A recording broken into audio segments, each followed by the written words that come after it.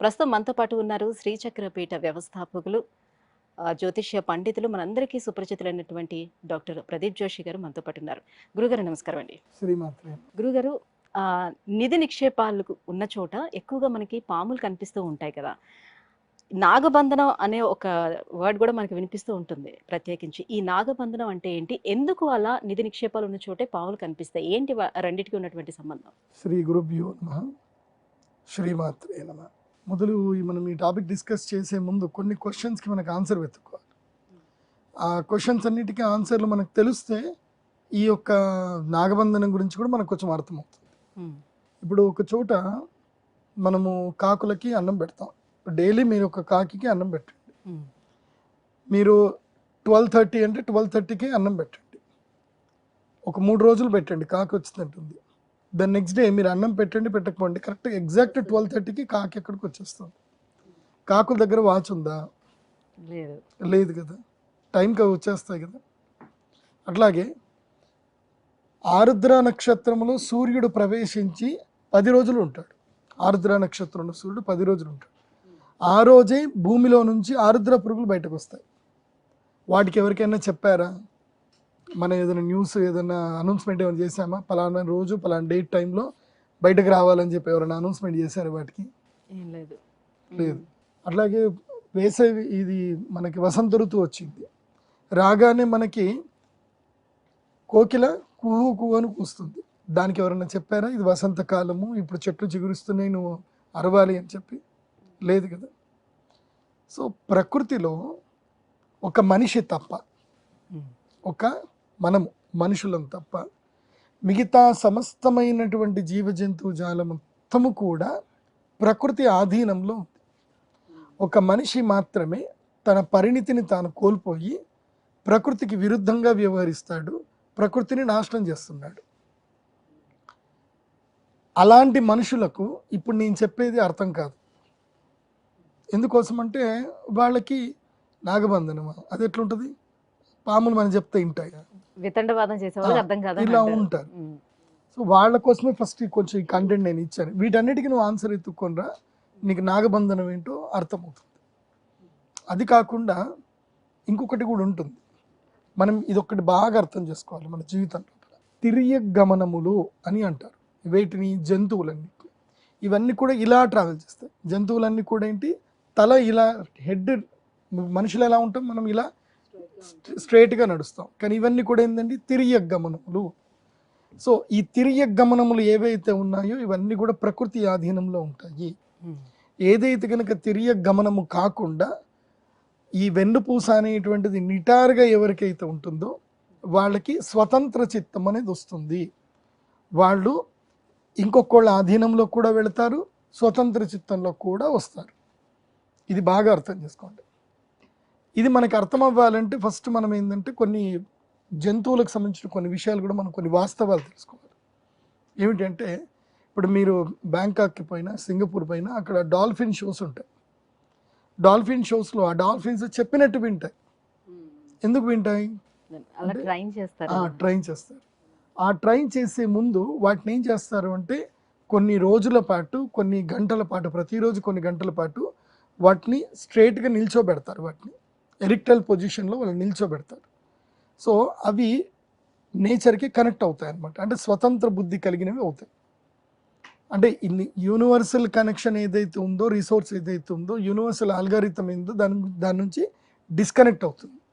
అలా డిస్కనెక్ట్ అయ్యి హ్యూమన్ నేచర్కి అలవాటు పడుతుంది. ఇప్పుడు అలాగే మీరు దున్నపోతుని కూడా ఆడిస్తారు సదర్లో. ఆ దున్నపోతుని కంట్రోల్ చేయాలంటే ఏం చేస్తారంటే ముక్కు తాడు కట్టి దాన్ని ఇలా పైకి పెడతారు. దాన్ని కూడా బ్రెయిన్ అండ్ స్పైన్ అనేది ఎరిక్ట్ చేయడానికి ట్రై చేస్తారు కొంచెం. దానివల్ల అది మన మనిషి కంట్రోల్లోకి వస్తుంది. ఇలా మనిషికి కంట్రోల్లో తెచ్చుకునేది జంతువులు కొన్ని ఉంటాయి, ప్రకృతి కంట్రోల్లో ఉండేటువంటి జంతువులు కొన్ని ఉంటాయి. అందులోపల అత్యంత ప్రధానమైనటువంటి జంతువులు ఏవి అంటే సర్పములు. ఈ సర్పములు శబ్ద సూచనతో నడుస్తాయి. శబ్ద సూచన అంటే మంత్రమునకు లొంగుతాయి. ఇది బాగా గుర్తుపెట్టుకోండి.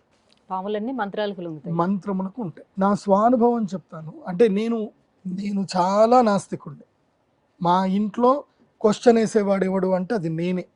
ఇదెందుకు, అదెందుకు అది ఎందుకు చేస్తున్నారు, ఇది ఎట్లా చేస్తున్నారు అని ప్రతి ఒక్కటి క్వశ్చన్ అడిగేవాడిని. అయితే ఈ సర్పబంధనం గురించి నేను నమ్మలేదు. మా ఊర్లోని నిజామాబాద్లో గుర్బాబాది అని ఒక ఏరియా ఉంటుంది, దుబ్బా అని ఏరియా ఉంటుంది. అక్కడ ఒక ఫేమస్ పర్సన్ ఉంటారు, ఆయన అడ్వకేట్. వాళ్ళ ఇంట్లో ఏం జరిగింది, వాళ్ళకి శత్రువులు ఏం చేశారు అంటే సర్పబంధనం చేశారు. ఇది 90s 1998 98 అండ్ 94 ఆ టైంలో జరిగింది. ఇది వాళ్ళకి శత్రువులు ఎవరు సర్పబంధనం చేశారు. ఏం జరిగింది అని తెలుసా? అసలు ప్రజావాసము అంటే మొత్తం మనుషులు ఉండే ప్లేస్, కొంచెం ఒక 2 రోడ్లు దాటితే పొలాలు ఉంటాయి. అంటే పాములు ఇంట్లోకి వస్తే 1 రావాలి, 2 రావాలి. వాళ్ళ ఇంట్లో శత్రువులు చేసిన పనికి విచ్చలవిడిగా పాములన్నీ తరుముకుంటూ వచ్చేసాయి. ఆ ఒక్క ఇంట్లోనే పాములు, ఎక్కడ చూడు పాములు. మళ్ళీ ముందు రోజంతా లేవు. ద నెక్స్ట్ డే మార్నింగ్ పరుపు చుట్టుతా ఉంటే పరుపు కింద 2 పాములు కనిపించాయి. అన్ని చిన్న చిన్న పాములు, ఇంతే పాములు. మళ్ళీ ఇంట్లో ఎక్కడికి వెళ్ళి ఎక్కడ చూసినా మొత్తం ఇంటి నిండా పాములు కనిపించేసాయి. ఒక చోటు నుంచి పాములన్నీ బయటకు వచ్చేస్తున్నాయి. ఎన్ని వందల పాములు వచ్చాయి. ఇది అప్పట్లో న్యూస్ కూడా కవర్ చేశారు. అప్పట్లో ఈనాడు పేపర్లో కూడా, వార్త దాంట్లో కూడా వచ్చింది. అప్పుడు మా నాన్నగారిని పిలిపించారు. ఎందుకోసం అంటే ఆ ఏరియాకు మొత్తం మా నాన్న గురువు గారు ఉండే. మా నాన్నగారిని పిలిస్తే మా నాన్నగారు పోయి, మీరేం కంగారు పడద్దు, ఇవన్నీ మీరు పాముల వాళ్ళని పిలవాల్సిన అవసరం లేదు, ఎవరిని పిలవాల్సిన అవసరం లేదు, మీరు అందరు వెళ్ళండి అని చెప్పేసి అని ఇంట్లో లాకేసుకొని ఒక అరగంట సేపు మా నాన్నగారు పూజ చేసి బయటకు వచ్చారు. ఆ తర్వాత ఇల్లు మొత్తం వెతికినా ఒక్క పాము లేదు. ఈ న్యూస్ చూసి రెస్క్యూ ఎవరైతే స్నేక్ రెస్క్యూ టీము వాళ్ళందరూ వచ్చారు. వాళ్ళు వచ్చినా వాళ్ళకి ఒక్క పాము దొరకలేదు, అన్నీ మాయమైపోయాయి. మళ్ళీ వాళ్ళకి అప్పటికీ భయమే. మా నాన్న అన్నారు, ఇంకేం కంగారు లేదు, హ్యాపీగా ఉండండి, ఇంట్లో చిన్న పిల్లలు ఉన్నారండి అని చెప్పేసానంటే, ఈ పిల్లలు ఉన్నా ఎవరున్నా ఏం కాదు, హ్యాపీగా ఉండండి మా నాన్న చెప్పేసి వెళ్ళిపోయారు. ఆ టైంలో నేను కూడా ఉన్నా, చూశాను. నేను ఆ పాములని చూశాను. ఆ పాములన్నీ కూడా లైక్ విష సర్పాలు అంటారా? అదే కదా, అవి విష సర్పాలు. తర్వాత ఇవి నాగ సంతతి అంటారు. దీంట్లో ముఖ్యంగా నాగుబాము అని ఏదైతే అంటారో, ఇవి చాలా విశేషమైన శక్తివంతమైనవి. ఇవి బాగా తెలుసుకోండి. దీనికి మీరు ఇప్పుడు కూడా మీరు పంచాంగాలలో గుప్త మంత్రము అని ఒక పంచాంగం కూడా ఉంటుంది. గుప్త పంచాంగం అని ఒక పూర్వకాలం వచ్చేది, ఇప్పుడు కూడా వస్తుంది. కానీ ఇప్పుడు వాళ్ళు ఆ కనికట్టు విద్యలు వాళ్ళు రాయట్లేదు. ఇవన్నీ కొన్ని విద్యలు ఉంటాయి. ఇవి పూర్వకాలము అందరికీ రొటీన్గా తెలిసేటివి, చాలామందికి రొటీన్గా తెలిసేటివి. బ్రిటిషర్స్ రాకన్న మునుపు, మన దేశంలో బ్రిటిషర్స్ రాకన్న మునుపు మన దగ్గర ఒక అద్భుతమైన శక్తి ఉండేది. శత్రుబాధలు, ఇంత పోలీసు, ఇంత ఇవన్నీ ఏమీ లేవు అప్పుడు. అప్పుడు కూడా ఆడవాళ్ళు క్షేమంగా ఉన్నారు. అప్పుడు కూడా దొంగల బెడద నుంచి వాళ్ళు క్షేమంగా ఉన్నారు. ఎలా ఉన్నారు అంటే ప్రతి ఒక్కరికి ఈ విద్యలు తెలుసు. ఇప్పుడు మీకు ఒక విద్య తెలుసు, ఏంటి అంటే మాయమైపోయి ఎవరినైనా సరే అవసరమైతే వేసేస్తారు, లేదంటే బ్యాంకులో నుంచి కావాలంటే డబ్బులు తెచ్చుకుంటే, ఇది ఒక విద్య మీకు ఉంది. ఇక మీరు దేనికైనా భయపడతారా? భయపడరు కదా. మీకు మాయమైపోయి విద్య తెలుసు. లేదా మీకు ఒక మంత్రం ఉంది, మీకు ఒక శక్తి ఉంది. ఆ శక్తి మీకంటూ ఉంది అని తెలియదు, కానీ ఒక గురువు ఉపాసనతో చేశారు. మీ శత్రువు మీద అది ప్రయోగించడం వల్ల ఆ శత్రువుకి ఒక మరణం అనేది జరిగింది, లేదా ఒక నష్టం జరిగింది. ఒకటి అయిపోయింది, అబ్బా జరిగింది అని కాన్ఫిడెన్స్ చిన్నగా వస్తుంది. రెండోది కూడా జరిగింది, మూడోది జరిగింది. ఆ తర్వాత మీ కాన్ఫిడెన్స్ లెవెల్స్ ఎట్లుంటాయి? ధైర్యంగా ఉంటారు. ఇంట్లో బంగారం అయినా ఏదైనా సరే ఇల్లు డోర్ తెరబెట్టుకుని కూడా కూర్చుంటారు. ఎందుకోసం అంటే ఎవరు వచ్చినా నా దగ్గర శక్తి ఉంది, నేను ఆ మంత్రం చదివితే నా శత్రువులకి ఇమ్మీడియట్లీ వాళ్ళకి సంహారం జరుగుతుంది, ఇది నాకు ప్రూవెన్ అయింది. ఇది కాన్ఫిడెన్స్ ఉంటుందా? ఉండదు. అట్లాగే పూర్వకాలము ఒక్కొక్క నక్షత్రం వాళ్ళకి ఒక్కొక్క శక్తి ఉంటుంది. దేవగణము, దైత్యగణము, అంటే దేవగణంలో పుట్టినటువంటి వాళ్ళు ఉంటారు, రాక్షస గణంలో ఉంటారు, మనుష్య గణంలో పుట్టినటువంటి వారు ఉంటారు. తర్వాత సర్ప నక్షత్రాలు ఉంటాయి. ఇప్పుడు ఆశ్లేష నక్షత్రం సర్ప నక్షత్రం ఉంటుంది. అలా ఆరుద్ర నక్షత్రం వచ్చేసి రుద్ర నక్షత్రం. అది ఇలా ఒక్కొక్క నక్షత్రము ఒక్కొక్క వారికి ఒక్కొక్క శక్తి ఉంటుంది. అది వాళ్ళ జాతకం తీస్తే తెలుస్తుంది. అప్పట్లో పండితుల దగ్గరికి వెళ్ళిపోయి, అప్పట్లో ఏంటి, ప్రతి చోట మహాభారతం ఉండేది, ప్రతి చోట రామాయణం ఉండేది. అలా కాకుండా ప్రతి ఇంట్లోనూ ప్రతి దేవాలయంలోనూ మంత్రశక్తి నేర్చుకునేటువంటి వారు. ఇప్పుడు మనం దేవాలయాలు వెళ్ళి చూసామనుకోండి, ఇప్పుడు మోడ్రన్ దేవస్థానాలు వదిలిపెట్టండి, పాత దేవాలయాలకు వెళ్ళండి, తమిళనాడు వెళ్ళండి, ఇక్కడ దేవాలయాలకు వెళ్ళండి. అక్కడ మీకు మనకి అర్థము కావు అలాంటి విగ్రహాలు ఉంటాయి, మనకి అర్థం కావు అలాంటి శిల్పకళా నైపుణ్యత ఉంటుంది. అవి అర్థం చేసుకునేంత తెలివితేటలు మనకు లేవు. ఏం జరిగిందంటే ఒక 4 జనరేషన్లకి గ్యాప్ వచ్చేసింది. ఇప్పుడు మీ ఇంట్లో సత్యనారాయణ స్వామి వ్రతం చేస్తున్నారు, మీ అమ్మగారు చేశారు, సో మీరు చిన్నప్పటి నుంచి చూస్తారు కాబట్టి మీరు ఇమీడియట్లీ మీ సత్యనారాయణ వ్రతం ఈజీగా చేసుకోగలుగుతారు. మీరు చేయలేదు, మీ కొడుకు చేయలేదు, మీ మనవడు చేయలేదు, మీ మునివన్నోడికి సత్యనారాయణ వ్రతం అంటే వాట్ ఈస్ సత్య అని అంటాడు వాడు, అడికేం తెలియదు ఇంకా. ఎందుకోసం అంటే మీరు తరతరాలకు చేసి వస్తే అది కంటిన్యూటీ ఉంటుంది. ఈ బ్రిటిషర్స్ కాలం వచ్చిన తర్వాత ఏం జరిగిందంటే ఎడ్యుకేషన్ సిస్టమ్ని మొత్తం స్పాయిల్ చేశారు. స్పాయిల్ చేసి ఏం చేశారు, టోటల్ అప్పుడు లేడీస్కి ఎడ్యుకేషన్ చాలా వచ్చేది. అప్పుడు స్కూళ్ళు ఎక్కడ ఉండేటివి తెలుసా, మన దేవాలయాలే మన స్కూళ్ళు. మన దేవాలయంలో ఎప్పుడు కూడా లైవ్లీవుడ్ శిల్పాలు చెక్కినవి రెడీ ఉండేటివి. ఇవాళ వెళ్ళి ఆ శిల్పం గురించి లెసన్ నేర్పించేసేవాడు. అప్పటిదాకా వాడికి అది బొమ్మలా కనిపించేది, ఆ తర్వాత అదొక విజ్ఞానం లెక్క కనిపించేది. ఆ తర్వాత నెక్స్ట్ ఇంకొక బొమ్మను చూపించి లెసన్ నేర్పించేవాడు. ఇలా ప్రతి విజ్ఞానం, మానవ జీవితంలో ఉండే ప్రతి విజ్ఞానము మనకి దేవాలయంలో నేర్పించారు. ఆ నేర్పించిన విద్యల్లో ఎన్నో విద్యలు ఉన్నాయి. మనిషిని వశీపరచుకోవచ్చు, జంతువులని వశీపరచుకోవచ్చు, గోవులను కానీ పిల్లులను కానీ, తర్వాత ఇంకా చాలా ఉంటాయి. అటువంటి మంత్రశక్తులు ఈ కాలంలో పనిచేస్తున్నాయా? ఎప్పటికైనా మంత్రం పనిచేస్తుంది, కాకపోతే నువ్వు సిద్ధి పొందే విధానం అనేది కావాలి. ఇప్పటికీ నా దగ్గర కొన్ని మంత్రాలు ఉన్నాయి, పనిచేస్తాయి మాకు కూడా. ఇప్పటికీ మా గురూజీ ఉన్నారు, ఇప్పుడు రాములు మహారాజ్ అని చెప్పి, మంగి రాములు మహారాజ్ అని చెప్పి మా ఊరు దగ్గర నిజామాబాద్ నుంచి నందిపేట వెళ్ళే రూట్లో ఆయన మహారాజు ఉంటారు. ఇప్పటికీ ఎంతో మంది కష్టం త్రేతాయుగంలో ఉన్న మాదిరిగా, ద్వాపర యుగంలో ఉన్న మాదిరిగా ఆ మంత్రశక్తి నెమ్మదిగా కలియుగానికి తగ్గుకుంటూ వచ్చింది. ఇప్పుడు అలాంటి మంత్రశక్తి అనేది పనిచేయట్లేదు అని. మంత్రశక్తికి ఆ కాలానుగుణంగా మంత్రశక్తి అనేటువంటిది మనుషులు సాధన చేయడం. అప్పటి ఆయుష్ వేరు, ఇప్పటి ఆయుష్ వేరు. అప్పటి మనుషులు లక్షల సంవత్సరాలు బతికారు, ద్వాపర యుగంలో 10,000 సంవత్సరాలు బతికారు. ఇప్పుడు మనిషికి ఎంత ఆయుష్ అంటే 100 ఏళ్ళే, 120 సంవత్సరాలు మనిషి ఆయుష్. సో ఈ ఆయుష్ పరిణామ క్రమంలో ఈ తిండి తినేందులో దీంట్లో ఇది ఉన్నది. మీకు తెలియదండి, మనకి తెలియనంత మాత్రాన ప్రపంచంలో అన్నీ కరెక్ట్ నడుస్తున్నాయని అనుకోవడం మూర్ఖత్వం. ప్రపంచంలో దేని లెక్క దానికే ఉంటుంది. మనకు తెలియనంత మాత్రాన ప్రపంచంలో విజ్ఞానం లేదు అనుకుంటే మూర్ఖత్వం. ఇప్పటికీ మీరు వెళితే ఇది తిరుమల తిరుపతి దేవస్థానంలో తుంబురు తీర్థం లాంటి కొన్ని కుమార తీర్థము, ఇంకా లోపల కొన్ని అద్భుతమైన తీర్థాలు ఉన్నాయి, మనుషులకు కనబడని తీర్థాలు ఉన్నాయి. తిరుమలలో కూడా ఇప్పటికీ కూడా ఒక గేట్వే కూడా ఉంది. ఇది దేవతలు వచ్చి వెళ్ళిపోవడానికి ఒక యూనివర్సల్ గేట్వే కూడా ఉంది. అది ఎవరికి తెలియదు, ఉంది అది. అక్కడ ఇప్పటికీ ఎంతోమంది ఋషులు మహర్షులు తపస్సు చేసుకుంటూ వృక్ష రూపంలో ఉన్నటువంటి వారు ఉన్నారు. నేను నా కళ్ళారా చూశాను, నేను అనుభవం కూడా పొందడం జరిగింది. సో ఇప్పుడు నాగబంధన విషయానికి వద్దాం. ఇది పార్ట్ 1 పార్ట్ 2 అనుకోండి. ఎందుకోసం అంటే నాగబంధనం అని ఇమీడియట్లీ చెప్పేసరికి మీకు అర్థమవుదు, మీరు సినిమాటిక్ వేలోకి వెళ్ళిపోతారు. సో నేను లైవ్గా జరిగిన నా అనుభవాలతోటి కూడా చెప్తున్నాను. ఈ నాగబంధనము అనేటువంటిది అద్భుతమైనటువంటి చర్య. ఇది ఒకప్పటి కాలంలో ప్రతి ఒక్కరికి తెలిసిన బేసిక్ విద్య. అది పాములని వశపరచుకోవడము, నాగమంత్రం చదువుకోవడం అనేది బేసిక్ విద్య. అప్పట్లో బ్రిటిషర్స్ కాలంలో కూడా పాము కుడితే ఫోన్లలో మంత్రం చెప్పించుకునేటువంటి వారు. మన కాకినాడ దగ్గరనే ఒక ఆయన ఉండేటువంటి వారట, పాము మంత్రం వేసి నిద్రపోకుండా ఉంటే అది విషం ఎక్కకుండా ఉండేవారని. అప్పట్లో బ్రిటిషర్స్ కూడా చాలా ఫేమస్ అయింది. సో అప్పట్లో సర్పమంత్రం అనేది చాలా బేసిక్. అది అమ్మవారి దయ వల్ల మేము కూడా నేర్చుకున్నాం. ఇప్పటికి కూడా మా అమ్మవారి దేవస్థానం దగ్గర నేను మంత్రం చదివేటప్పుడు మాకు సర్పం వస్తుంది, కనిపిస్తుంది, వెళ్ళిపోతుంది కూడా. ఇది జరుగుతుంది, మా శ్రీచక్రపీఠంలో జరుగుతుంది. అది నా ఒక్కడికి కనిపిస్తుంది, నేను దాన్ని ఎవరితోటి ప్రమోషన్ చెయ్యను, ఇప్పటికి కూడా చెప్పను. ఎందుకోసం అంటే కొన్ని విద్యలు ఉన్నాయి అని మీరు నమ్మండి, నేర్చుకోండి, నేర్చుకుంటే మంచిదే. పూర్వకాలము ఈ సర్పబంధన విధానం ఏంటిది అని మీకు చెప్తాను.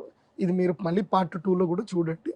సో ఇప్పుడు చెప్తాను యాక్చువల్లీ సర్పబంధనం అంటే ఏమిటి, అసలు ఈ విద్య ఎలా ఉంటుంది, ఎలా నేర్చుకోవాలి, ఎలా దీన్ని ప్రాసెస్లోకి అప్లై చేసేటువంటి వారు. మొట్టమొదటిగా సర్పమంత్రాలు కొన్ని ఉంటాయి. ఇవి మనకి సిద్ధ నాగార్జున తంత్రము, అదేవిధంగా వైకృతిక రహస్యము అనే దాంట్లో రుద్రయామల తంత్రములోను ఇవి కొన్ని మంత్రాలు గుప్తంగా ఉంటాయి. ఆ గుప్త మంత్రాలని నేర్చుకోవాలి. ఇవి నేర్చుకున్న తర్వాత దత్తాత్రేయ తంత్రంలో కూడా ఉంటాయి. ముఖ్యంగా ఈ సిద్ధ విద్యలకి, ఈ మంత్ర విద్యలన్నిటికీ దత్తాత్రేయ స్వామియే అందరికి కూడా చెప్పడం జరిగింది ఆయన.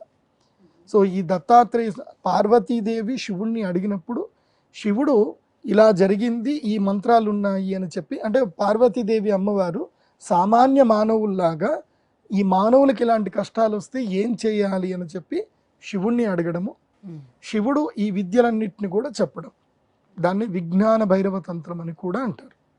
విజ్ఞాన భైరవ తంత్రము చాలా సులభంగా ఉంటుంది. అది నేను వీలైతే ఒక 5 ఎపిసోడ్లు నేను మీతో కూర్చొని మీకు చెప్తాను ఏ ఏ సమస్యకి ఏమేమి సొల్యూషన్ చెప్పారు.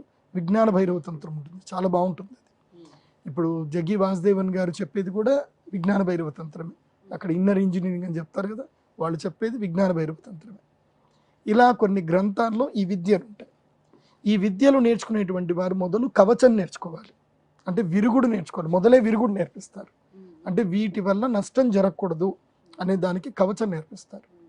ఆ కవచము నేర్చుకునేటప్పుడు కుండలిని విద్య నేర్చుకోవాలి. కుండలిని విద్య వల్ల మనకి ఈ షట్చక్రాలు మనం ఉత్థానం చేసుకోవాలి. సప్తచక్రోత్థానం అందరికీ జరగదు. షట్చక్రాల వరకు, అంటే ఆజ్ఞా చక్రం వరకు మనిషి రీచ్ అవ్వగలుగుతాడు. కానీ అత్యంత గొప్ప స్థాయికి వచ్చినప్పుడు మనకి సప్తచక్రాలు వస్తాయి. అది కుండలిని విద్య, అది నేను తర్వాత చెప్తాను. ఒక్కొక్క చక్రం యొక్క వైశిష్ట్యత ఏంది అనేది దానికి చాలా గంటలు మాట్లాడుకోవచ్చు. అది కూడా విజ్ఞాన భైరవ తంత్రంలోనే ఉంటుంది. మనిషి తన యొక్క చక్రాలని తాను ఆధీనంలో చేసుకున్నప్పుడు మనిషికి కొంచెము అవేర్నెస్ అనేది వస్తుంది. అవేర్నెస్ వచ్చినప్పుడు అతని యొక్క ఆరా అనేటువంటిది డెవలప్ అవుతుంది. అప్పుడు అతనికి ఏ విద్య తెలుస్తుంది అంటే జంతువుల యొక్క యాటిట్యూడ్ని అర్థం చేసుకునే శక్తి అతనికి వస్తుంది.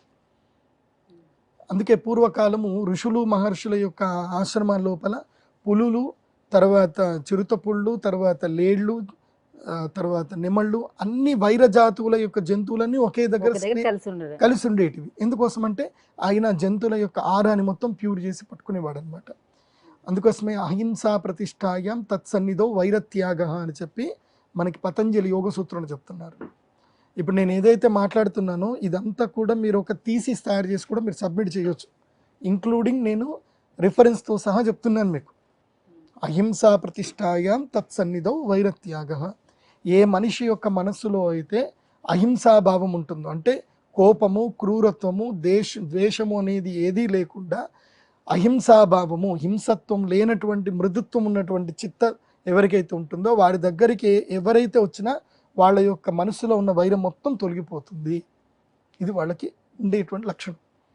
ఇప్పుడు నా దగ్గరికి కూడా చాలామంది వస్తారు, ఇంట్లో మొగుడు తిట్టినా పడరు, వాళ్ళ నాన్న తిట్టినా పడరు, కానీ నా దగ్గర వచ్చి కూర్చుంటారు. నేను తిట్టేది తిడతా, నవ్వుతూ పడతారు నా దగ్గర. అవును గురుగారు అని పడతారు. ఎందుకోసం అంటే మా దగ్గరికి వచ్చిన తర్వాత అమ్మవారి ఉపాసన చేస్తాం కదా, మా ఆరలో వచ్చి కూర్చునేసరికి వాళ్ళకి ఆ వైరము, కోపము అన్నీ పోతాయి. వాళ్ళకి మోస్ట్లీ పోతాయి. వాళ్ళు మేము చెప్పిందంతా వింటారు. పెద్ద పెద్ద స్టార్స్, పెద్ద పెద్ద డైరెక్టర్లు వాళ్ళు కూడా వచ్చి నాతో తిప్పించుకోవడానికి వస్తారు. గురుగారు ఏమైనా తిట్టండి గురుగారు, ఎవరు అట్లా.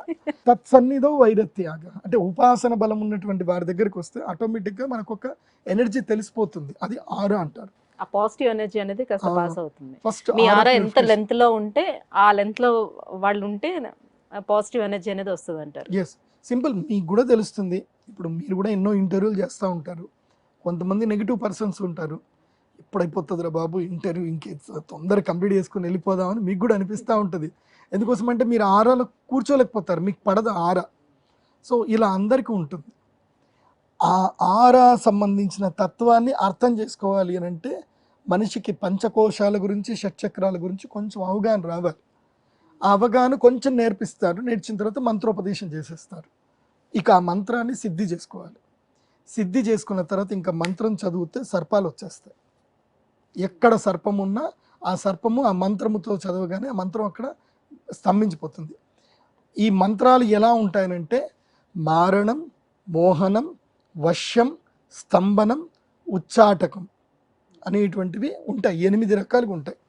మారణం, మోహనం, వశ్యం, స్తంభనం, ఉచ్చాటనాధికం, నిర్వీర్యం చేయడము, మళ్ళీ నిర్లిప్తం చేయడము, నిర్వికల్పము చేయడము, ఇలాంటివి అన్ని సాధనలో ప్రక్రియలు ఉంటాయి. ఇవన్నీ కూడా మీకు విజ్ఞాన భైరవ తంత్రంలో వస్తాయి. దేవి సప్తశతిలో కూడా ఇవి వస్తాయి మనకి. తర్వాత రుద్రయామల తంత్రంలో కూడా వస్తాయి. ఇప్పుడు ఫస్ట్ ఏం చేశాడు అంటే మరణం అంటే చంపడం, మోహనం అంటే ఇది మోహనం చేసుకోవడం, వశ్యం అంటే వశీకరణం చేసుకోవడం. ఆ జంతువులని వాటిని వశీకరణం చేసుకొని ఇప్పుడంటే మనకి బ్యాంకులు ఉన్నాయి. ఇప్పుడు అంతా సంపద కల్చర్ ఎట్లా వచ్చింది, నోట్ కల్చర్ వచ్చింది. అప్పట్లో నోట్లు కాదు కదా, అప్పట్లో ఉన్నదంతా ఏంది, అప్పట్లో కాయిన్స్, బంగారు కాయిన్స్, రాగి కాయిన్స్, వెండి కాయిన్స్. సో ఆ బంగారం ఎక్కడ పోయినా డూప్లికేట్ చేయలేరు. ఇప్పుడు నోట్ సిరీస్లు ఉన్నాయి. ఆ అక్కడ పైన ఆయన రాజుగారు బ్యాన్ చేశారు. ఇప్పుడు 2014లో మోదీ గారు బ్యాన్ చేశారు. అవి మనకి చిత్తు కాగితాలు అయిపోయి RBIలో ఇచ్చేసాం, మళ్ళీ మనం డబ్బులు తెచ్చుకున్నాం. సో ఇప్పుడు 500 నోటు 1000 నోట్లు మనకి పనిచేయవు. కానీ గోల్డ్ అలా కాదు కదా, మెటల్ అలా కాదు. మెటల్ కాంట్ బ్యాన్, దాన్ని బ్యాన్ చేయలేదు.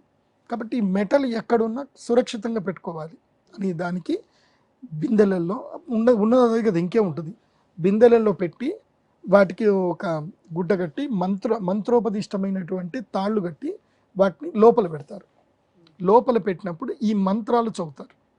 ఈ మంత్రాలు చదివి దానికి ఒక రేఖ గీస్తారు. ఒక రేఖ గీసి ఆ మంత్రము చదివి ఆ సర్పాదేవతలని ఆహ్వానం చేస్తారు. ఆహ్వానం చేసినప్పుడు ఆ సర్పాలు వస్తాయి. వచ్చి దానికి రక్షణగా ఉండాలి అని చెప్పి ఆ మంత్రము ఏదైతుందో కైండ్ ఆఫ్ ఒక ఆల్గరిథం అనుకోండి, ఒక మన పాస్వర్డ్ లాగా, అవి దానికే లొంగుతాయి తప్ప దేనికి లొంగు. ఇంకా దాన్ని మూత పెట్టేసి వెళ్ళిపోతారు. అయితే ఈ చాలామందికి ఈ గుప్త నిధుల గురించి కొంచెం అవగాహన తక్కువ. నాకు బాగా తెలుసు, మేమంతా చదివాం కాబట్టి. నాకు మన తెలంగాణలో ఆర్కియాలజీ డిపార్ట్మెంట్ ఉండేవాళ్ళు కూడా నాకు చాలా క్లోజ్ పరిచయం. వాళ్ళతో కూడా డిస్కస్ చేశాను, తిరిగాను కూడా. చాలామందికి గుప్త నిధులు అంటే ఎక్కడ పడితే అక్కడ ఎవడో చెప్పారని తవ్వేస్తారు. గుప్త నిధులకి ఒక రితం ఉంటుంది, ఒక పద్ధతి ఉంటుంది. అది పెట్టేవాళ్ళు ఒక పద్ధతిగా పెడతారు. అంటే 100కి 80 మంది కరెక్టే పెడతారు, 20 మందికి తెలియక ఏదో తెలియని వాళ్ళు ఎక్కడో దాపెట్టుకుంటారు. అవే మీకు దొరుకుతాయి. అంటే పలానా ప్లేస్ లో నిధులు ఉన్నాయని మనకి ఆ ఎనర్జీ లెవెల్స్ ని బట్టి తెలుసుకునే అవకాశం ఉంటుందా? ఈ ప్లేస్ లో ఉంటుంది తెలుస్తుందా? దానికి అభిమంత్రించినటువంటి కొబ్బరికాయలు, తర్వాత రాజసమ్మోహిని అనేది ఒక తాంత్రిక వేర్లు దొరుకుతాయి. అవి ఎక్కడ అందరికీ దొరకవు. రాజసమ్మోహిని అని దాని పేరు వేరు, నేను వేరే చెప్తున్నాను అంతే. బదనికలు దొరుకుతాయి, హిమాలయాల్లో దొరుకుతాయి. వాటిని దగ్గర పెట్టుకుంటే అవి మాట్లాడతాయి కూడా. మాట్లాడడం అంటే వాటికి ఒక లాంగ్వేజ్ ఉంటుంది. అవి లైవ్ వుడ్ ప్లాంట్స్ ఉంటాయి. అవి మన చేతిలో పెట్టుకొని వెళుతూ ఉంటే అవి కదులుతాయి. అవి కదిలిన దాన్ని బట్టి మనకి ఆ లాంగ్వేజ్ నేర్చుకోవాలి. మనం ఆ ప్లాంట్కి సంబంధించిన లాంగ్వేజ్ నేర్చుకోవాలి. ఇప్పుడు మీరు చైనా వెళ్ళారు, చైనా వాళ్ళ భాష మీరు నేర్చుకోవాలి కదా. అట్లాగే ఆ ప్లాంట్కి సంబంధించిన లాంగ్వేజ్ మనం నేర్చుకోవాలి. ఆ లాంగ్వేజ్ నేర్చుకొని కనుక మనం దాన్ని పట్టుకొని వెళితే అది చెప్పేస్తుంది. దాని పెద్ద కష్టమేం కాదు. సో ఆ ఏవైతే సర్పాలు కానివ్వండి, దీనికి బంధనం ఉంటుంది. జర్రీలు, తేళ్ళు, సర్పాలు, ఈ 3 కూడా ఉంటాయి. ఒకే చోట తేళ్ళన్నీ పుట్టుకొని బయటకు వస్తాయి. తేళ్ళు కూడా ఉంటాయి. అక్కడ ఎలా పెడతారు అని అంటే, ఈ యొక్క దిగ్బంధనం చేసేటప్పుడు విధానం ఏంది అని అంటే, ఫస్ట్ దిగ్బంధనం చేసే స్థలాన్ని ఎంచుకోవాలి. స్థలాన్ని ఎంచుకొని వీరికి వంశానికి సంబంధించిన కొన్ని వృక్షాలు ఉంటాయి. ప్రతి వంశానికి ఒక వృక్షం అనేది ఉంటుంది. ఇప్పుడు మనం చింతకాయల రవి అని పేరు చెప్తారు. తర్వాత మర్రి శశిధర్ రెడ్డి అని అన్నారు. మర్రి అని ఎందుకు పెట్టారు? వాళ్ళకి తెలియదు. చాలామంది వాళ్ళ ఇంటి పేరు వాళ్ళకి తెలియదు. కొంతమందికి నిప్పులోళ్ళు, ఇంటి పేరు నిప్పులు అని ఉంటుంది వాళ్ళకి. ఇంకోళ్ళ పేర్లు ఏంటంటే ఆవులోళ్ళు అని ఉంటుంది. ఒక్కొక్కళ్ళ ఇంటికి ఒక్కొక్క పేరు ఉంటుంది. ఆ ఇంటి పేరు చాలామందికి తెలియదు. అది తెలుసుకుంటే వాళ్ళ గుప్త నిధులు ఎక్కడనే వాళ్ళకి తెలిసిపోతాయి. వాళ్ళ ఇంటి పేరును బట్టి వాళ్ళ వంశవృక్షం ఏదైతే ఉందో అది ఎంచుకుంటారు ఫస్ట్. సో అక్కడ ఇది పెడతారు, పెట్టి దాని మీద వృక్షాన్ని పెట్టేస్తారు, ఇంకా చెట్టు పెడతారు. ఎప్పుడైనా గుర్తుపెట్టుకోండి, గుప్త నిధులు ఏవి కూడా ఓపెన్గా పెట్టరు. ఓపెన్ ల్యాండ్లో, ప్లెయిన్ ల్యాండ్లో పెట్టరు. ఎందుకోసమంటే రేపు ఎవరైనా వచ్చి తవ్వే ఆస్కారం ఉంటుంది కాబట్టి ఓపెన్గా పెట్టరు. 6 నుంచి 8 అడుగుల లోపలనే పెడతారు. మినిమం 8 అడుగులు. 8 అడుగులకు మించినది పైన పెట్టరు. ఇది ఒకటి. అది పెట్టిన తర్వాత ఏం చేస్తారు అంటే దాని మీద వృక్షమును పెడతారు. ఆ వృక్షమును పెట్టి ఆ వృక్షమునకు విరుద్ధ వృక్షములు కానీ లేదంటే వంశీ వృక్షములు కానీ దానికి దూరంగా పెడతారు. అలా పెట్టి తర్వాత ఏం చేస్తారు, వాటికి ఒక లెక్కలు ఉంటాయి. ఇప్పుడు మీరు అడవిలోకి వెళ్ళారనుకోండి, మీకు అన్ని టేకు చెట్లు కనపడ్డాయి, అన్ని టేకు చెట్లు కనపడతాయి. కానీ ఆ రితము ఆల్గరితం తెలుసుకోవడం కష్టం. ఈ గుప్త నిధులు పెట్టిన వాళ్ళకి ఆల్గరితం తెలుస్తుంది. అన్ని పూర్వకాలము బాటసార్లు ఎట్లా తెలుసుకునేవాళ్ళు, మైలురాయిలు చెట్లను బట్టే తెలుసుకునేవాళ్ళు. ఇప్పుడు ఉదాహరణకి ఇప్పటికీ మణికొండకి వెళ్తే ఏమంటారు, మర్రి చెట్టు సర్కిల్, చింత చెట్టు సర్కిల్ అంటారు ఇప్పటికీ. సో అట్లాగే పూర్వకాలం కూడా పలానా చెట్టు, మధ్య వృక్షం అక్కడ ఉంది, సాల వృక్షం ఉంది అని చెట్ల పేర్లతోటి వాళ్ళు గుర్తుపెట్టుకునేవాళ్ళు. సో ఆ రితం ప్రకారమే ఆ చెట్లు కనబడాలి. ఎక్కడైతే ఆ రితం లేదో, ఎక్కడ మిస్ ఉంటుందో ఆ చెట్టు కిందనే నిధి ఉంటుంది. సో ఇలా నిధులు పెడతారు. ఆ నిధులు తీయడానికి వెళ్ళినప్పుడు ఎవరు ప్రయత్నం చేసినా సర్పాలు బయటకు వస్తాయి. దానికి నాగబంధనం వేసి ఉంటుంది. నాగబంధనం వేసి ఉంటుంది. నాగబంధనం లేకుండా మోస్ట్లీ నిధులు 80% పెట్టరు. 20% ఎవరో తెలియనోళ్ళు, మామూలు వాళ్ళు బిందెల్లో పెట్టేసి ఎక్కడో దాచిపెట్టుకుంటారు భయపడికి. మళ్ళీ వచ్చి తెచ్చుకుందాం అనుకుంటారు, మర్చిపోతారు. వాళ్ళకి చాలామందికి లాంగిట్యూడ్ లాటిట్యూడ్స్ తెలియవు కదా, ఇప్పుడు మనం ఎక్కడున్నామని చెప్పేసి. సో అవన్నీ ఉంటాయి. మీకు ఒక విద్య కూడా ఉంటుంది. అయితే అనంత పద్మనాభ స్వామి టెంపుల్లో ఇప్పటికీ ఒక డోర్ ఓపెన్ కావట్లేదు కదా, దాన్ని ఎవరు ప్రయత్నించినా కూడా చనిపోతూ వస్తున్నారు కదా. దానికి ఒకవేళ దానికి నాగబంధనం వేశారు అని చెప్తున్నారు. మరి దాన్ని తీయటానికి కూడా అవకాశం ఉంటుంది కదా, దానికి కూడా మంత్రం. నాగబంధనం అంటే పామే కాదు, నాగబంధనము అంటే మృత్యువు అని అర్థం, గుర్తుపెట్టుకోండి. మృత్యువు ఏ రూపంలో అయినా వస్తుంది. ఇప్పుడు ఈ రహస్యం బయట పెట్టినటువంటి వ్యక్తి ఎవరైతే ఉన్నాడో, గవర్నమెంట్కి ఒక లెటర్ రాశాడు ఒక వ్యక్తి, ఒక పూజారి లెటర్ రాశాడు. ఆయన ది నెక్స్ట్ డే చనిపోయాడు. ఎలా చనిపోయాడు? అది మృత్యువు. మృత్యువును కూడా మనం పంపించగలుగుతాం. పూర్వకాలంలో ఈ విద్య కూడా ఉండేది. ఏంటిది, ఎవరైనా దొంగతనం చేశారు, ఇంట్లో ఏదైనా వస్తువు పోయింది, వాళ్ళు ఆ ఇంట్లో వస్తువులు ఏమైనా పోతే ఎడమ కాలు మట్టి, కాళి ముద్రలు ఉంటాయి కదా, ఆ కాలి మట్టిని తీసి మంత్రం చదివి ఆ పాముకి వాసన చూపించేవాడు. పాము వచ్చి ఏది ఆ మట్టి దగ్గర ఉండేది, అది పాము వెళ్ళేది అనమాట. అది ఎక్కడికి వెళితే అక్కడ దొంగ దొరికిపోయాడు. అది వెళ్ళేది, అది వెళ్ళి ఆ దొంగ దగ్గర ఉండేది. అలా సర్ప విద్యలు ఉన్నాయి. మీరు టెక్నాలజీ బాగున్నట్టుంది. అప్పటి టెక్నాలజీ, బికాస్ ప్రకృతితోటి మమైకమని ఉన్నారు కదా, ప్రకృతి పసిగడుతుంది. ఇప్పుడు ఉదాహరణకి మీరు ఎప్పుడో చిన్నప్పుడు ఒక చిన్న కుక్క పిల్లని పెంచుకున్నారు, దాన్ని వదిలేశారు. ఓ 10 ఏళ్ల తర్వాత మీరు ఆ కుక్కను చూడండి, అది ఎగురుకుంటూ మీ దగ్గరికి వస్తుంది. అది గుర్తుపడతాయి. చెప్తున్నా కదా, ఎరిక్టల్ ఎవరికైతే ఉంటుందో వాళ్ళు స్వతంత్ర చిత్తులు అవుతారు. వాళ్ళు సృష్టికి ప్రతి సృష్టి చేసే ప్రయత్నం చేస్తారు, కానీ ప్రకృతిని అర్థం చేసుకోరు. ప్రకృతిని అన్నిటిని కూడా కాపీ పేస్ట్ చేస్తారు, కమ్యూనికేట్ చేసుకుంటారు, విజ్ఞాన ప్రదర్శనలు చేస్తారు, విద్యావంతులు అవుతారు. కానీ విజ్ఞానవంతులు అవ్వరు, విద్యావంతులు అవుతారు. అంటే ఏదో వాళ్ళకు వాళ్ళు నేర్చుకున్న ఒక మాయలో ఇరుక్కుపోతారు. ఈ ప్రపంచంలో మాయలో ఉన్నది ఒక మనిషి మాత్రమే. మాయలో లేనిది ఎవరు అంటే ప్రకృతి. ప్రకృతి దాని ఆల్గారిథంలో, దాని ఫంక్షన్లో అది ఉంది. ప్రకృతిని డిస్టర్బ్ చేస్తే ఏం చేస్తుంది అనేది మొన్ననే మనకి దుబాయ్లో ఒక మంచి వార్నింగ్ ఇచ్చింది. వాళ్ళు మేము ఒక టెక్నాలజీ కనుక్కున్నాం, మేఘాలని కరిగిస్తామని అన్నారు. మీరెందుకు కరిగిరన్నా, మేము వచ్చి కరిగిస్తాం దా అని చెప్పి సంవత్సరం అంతా కురవాల్సిన వర్షాన్ని ఒక్కరోజు కురిపించి ప్రకృతి తానింటితో చూపించిపోయింది. కోవిడ్ కూడా అంతే. మనం ఎంత ప్రకృతికి అహేతుకంగా ఉంటే అంత జరుగుతుంది.